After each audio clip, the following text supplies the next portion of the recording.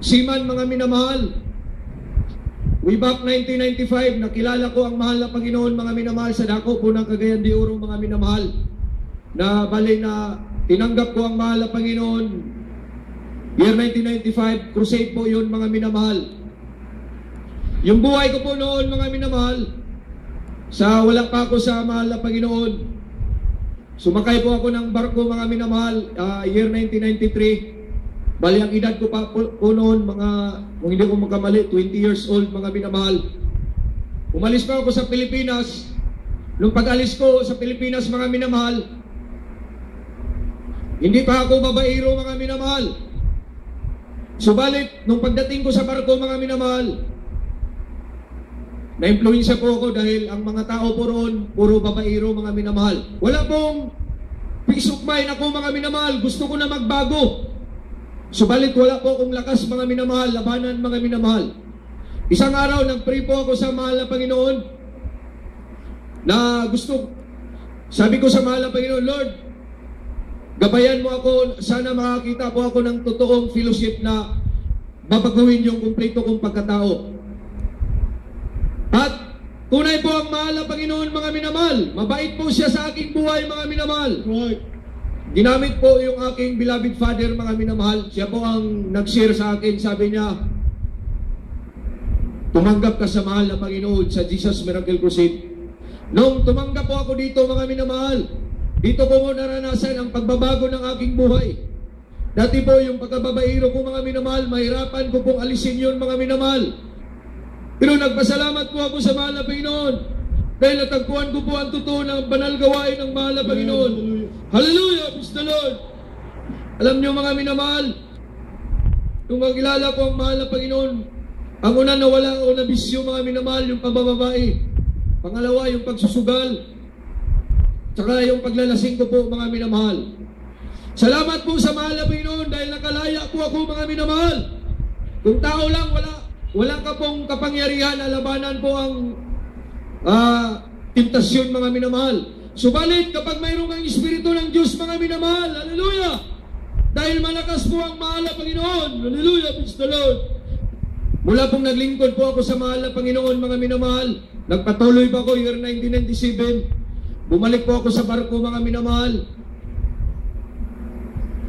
Nagkaroon po ako ng maraming pagpapalak, mga minamahal. Dati po, nangungupaan lang kami ng bahay, mga minamahal.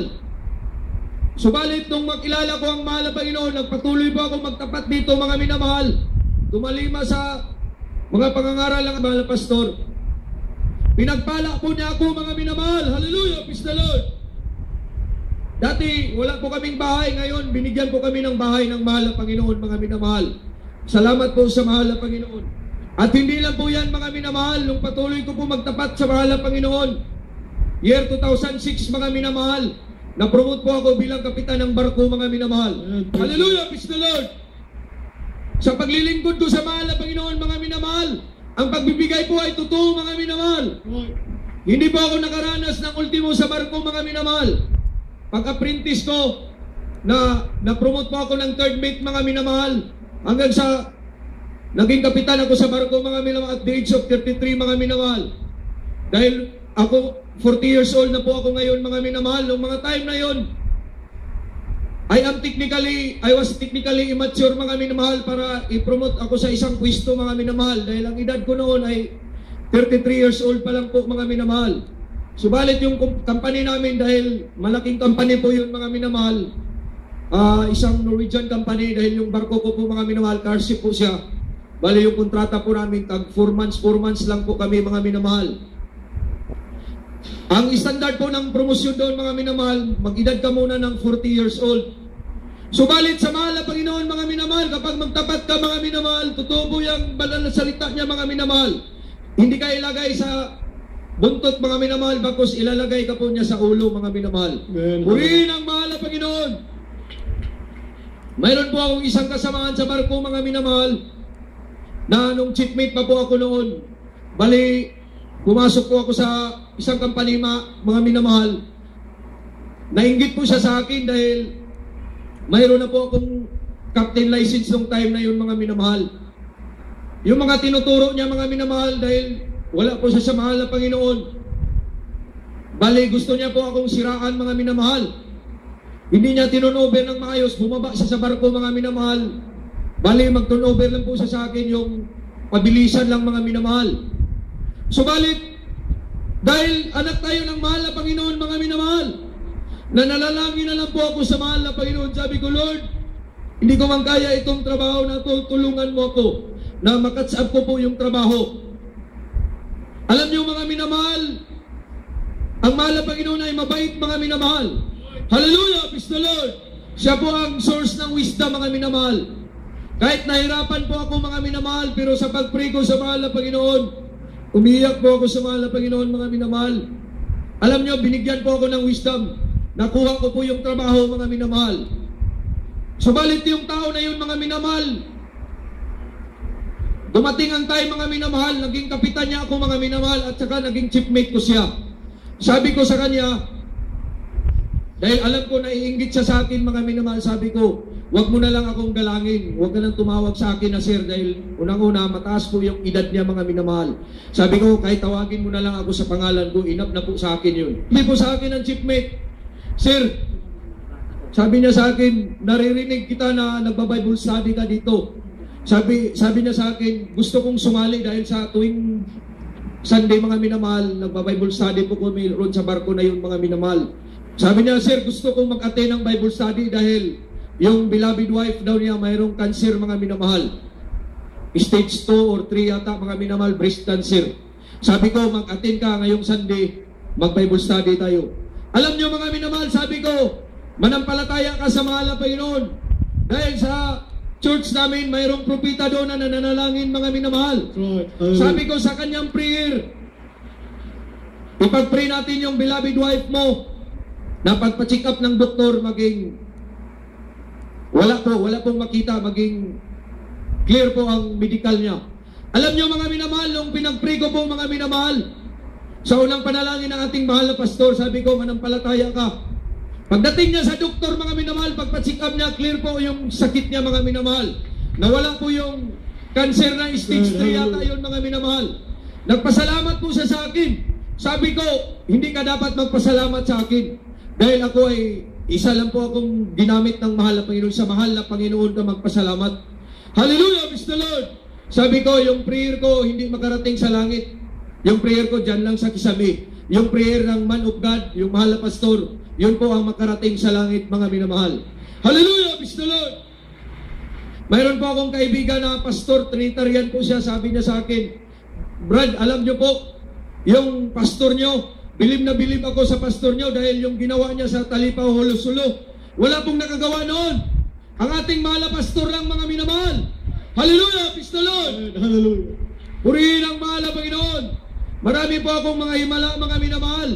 Noong time sa Cagayan de Oro, yung kasagsagan po ng last 2010, kung hindi ako magkamali, yung Sindong, mga minamahal.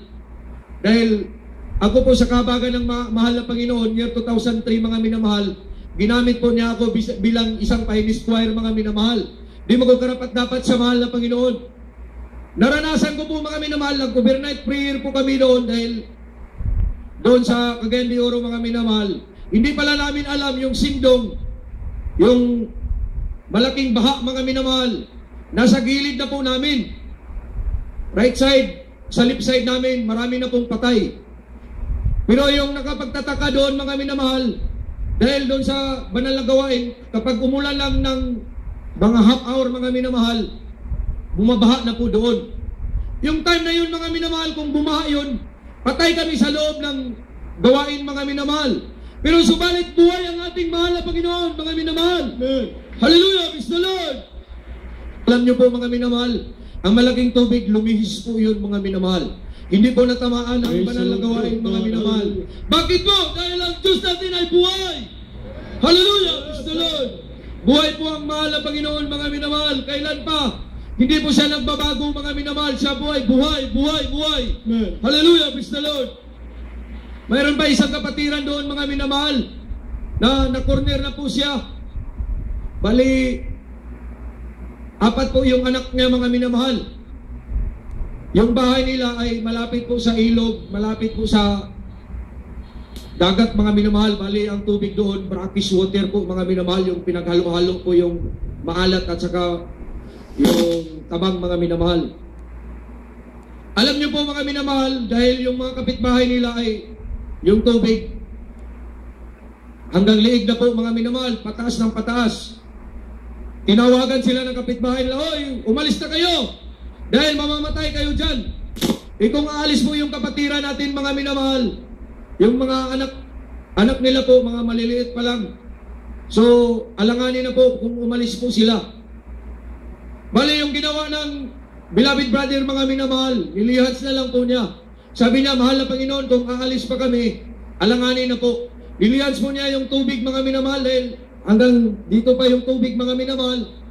Sabi na, "Mahal na Panginoon, sa unang panalangin kahit hindi mo dinggin na lang ang aking panalangin," dahil ang sabi niya sa prayer niya, mayroon man nanalangin na propita mo mahal na Panginoon, sa kanyang, alam ko na sa kanyang panalangin, didinggin mo, hindi mo bibiguin mga minamahal. Nung inilihans mo niya yung tubig mga minamahal, hindi na po tumaas mga minamahal. Hallelujah, praise the Lord. Ang mga anak ng Diyos mga minamahal, wala pong napinsala doon mga minamahal. Lahat po ay buhay mga minamahal. Dahil ang ating gawain mga minamahal ay totoo pong nilang isa ng mahal na Panginoon mga minamahal. Salamat po sa mahal na Panginoon. Dahil buhay po sa ministeryong ito mga minamahal. Hallelujah, praise the Lord. Ang lahat ng pasasalamat, pagpupuri, pagluluwalhati, walang iba sa ating mahal na Panginoon po lamang.